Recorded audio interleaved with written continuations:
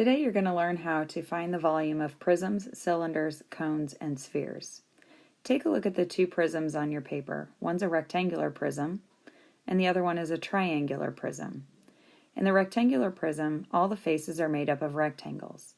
To find the volume of a rectangular prism, you take the area of the base, in this case it's a rectangle, and multiply that amount by the height of the prism. In the case of a rectangular prism, the length and the width will produce the area of the base, and the height of the prism is the distance between the top and bottom faces. In the case of the triangular prism, which you see right below that on your paper, you have triangles that are separated from each other and create the three-dimensional shape. The distance between the triangles in that prism is actually the height of the prism. It doesn't matter how the prism is turned, whether it's laying on its side and the bases are front and back, or whether it's tipped on to its top and the triangles are top and bottom. So the area of the base, in this case, is the triangle shape. So you're going to take 1/2 times the length times the width. To find the volume of the triangular prism, take that area and multiply by the height of the prism, which again is the distance between those two triangular bases. Next, look at the cylinder that you see on your paper. In this cylinder, you can find the volume by doing the exact same thing that you did with the prisms.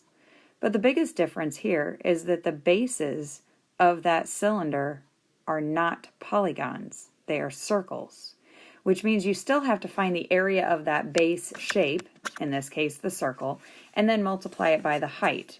And again, the height for the prism is the distance between those two bases.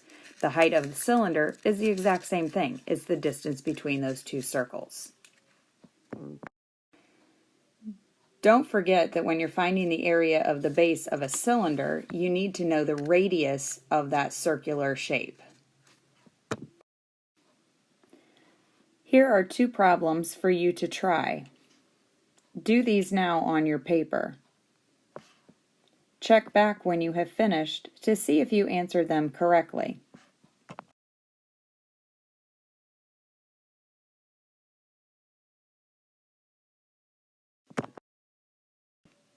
Pause the video while you are working.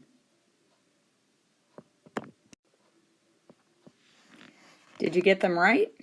If not, go back and try again. See if you can figure out where you made a mistake. If you need help, raise your hand and ask for help.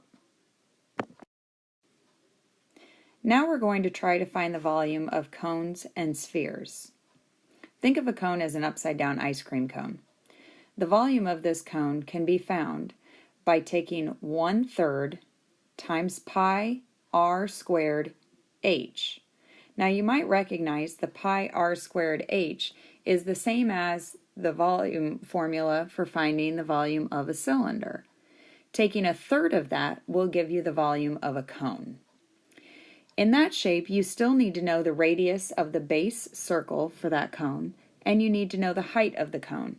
The height is always measured from the top point down to the middle of that circular base. It's a perpendicular height. So I want you to practice finding the volume of a cone.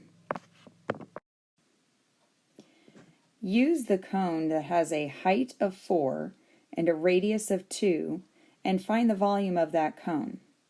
Pause the video while you're doing that and check back when you're finished to see if you answered correctly. Remember, taking 1/3 of a number is the same as dividing by 3. So the approximate volume of that cone is 16 75/100 units cubed. Now let's take a look at the sphere. The volume of a sphere can be found by multiplying 4/3 times pi times the radius cubed. Remember, radius cubed means radius times radius times radius again. For this sphere, let's pretend like the radius is 5. Substituting 5 in place of the radius in that formula gives you a volume of 4/3 times 3.14 times 5 cubed. When you work out the math, 5 cubed is 125, and multiplying that times pi, 3.14, gives you 392 and 5/10. Now you need to take that answer and multiply by 4/3. Remember, multiplying by a fraction is as easy as taking your numerator, multiplying that times the 392 and 5/10, and then take that resulting answer and dividing by 3. Check back and see if you got your answer correct. Pause while you're working it out to completion. The volume of this sphere is about 523 and 3300 cubic units. Now I think you're ready to try some problems on your own. Take a look at the packet that you are given for topic 12. You have a few problems to try on cylinders, cones, and spheres. Your work with prisms is found in your 10-9 Math Excel. See me if you have questions.